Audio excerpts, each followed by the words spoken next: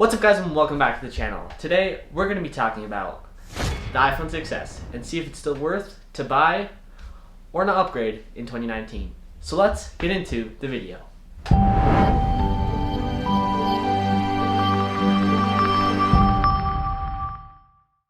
Alright guys, the first category is the speed category. Now the iPhone 6s is 3 years old, but it still has that A9 processor, which is awesome for gaming and photo editing.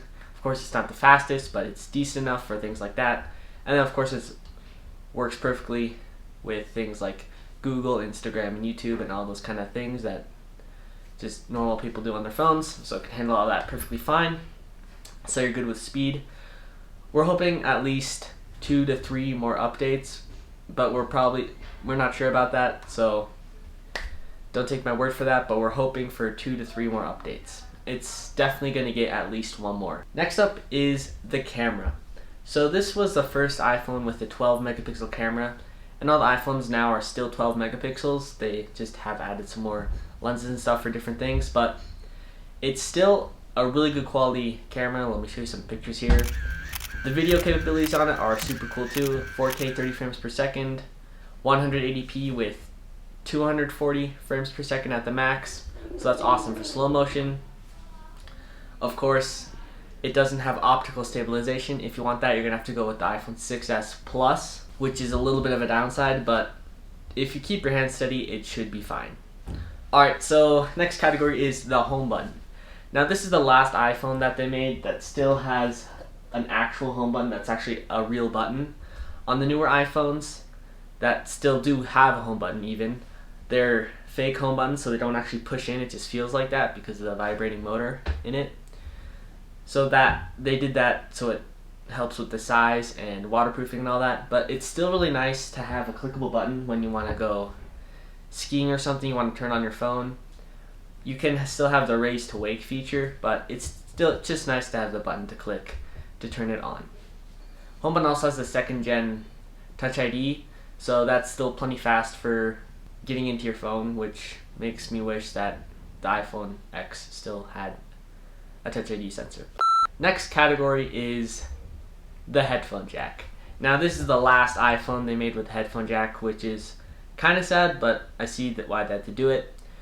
So if you have a pair of really good headphones, or you just can't live without a headphone jack, this is obviously the phone for you if you want to still have an iPhone. Because the thing is, with a dongle, you can still listen to it on a headphones, but you can't charge it at the same time, which is a really big downside. So if you want the headphone jack and still be able to charge your phone at the same time, iPhone 6s. If you got Bluetooth earbuds, it's not that big of a deal. So that's that. Alright guys, huge reason to get the iPhone 6s is the price.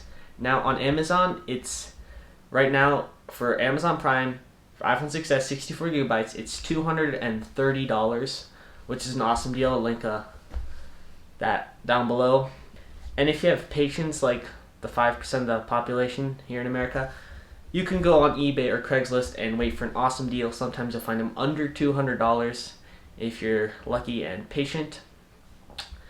But that is a huge reason why to get iPhone 6s. Now let's talk about some of the reasons why you shouldn't. Reasons I would not buy the iPhone 6s in 2019. So Apple stopped producing the iPhone 6s, so the ones you're going to buy now are going to be either used or still in stock from other stores.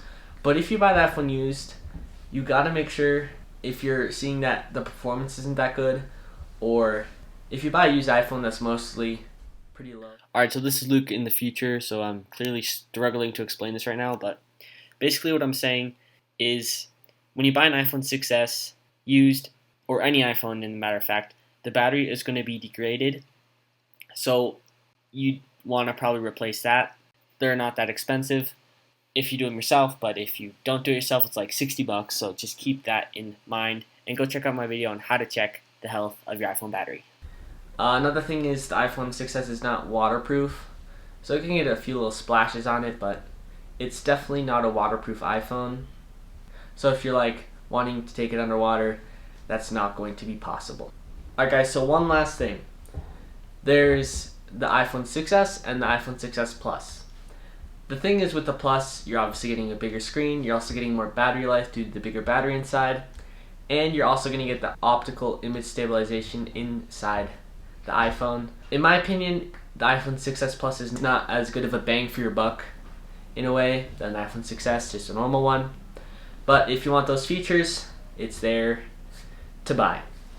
Alright, so that wraps up the video, guys. Please like, share, subscribe, and comment down below what you think, or if you're going to buy an iPhone 6s or not.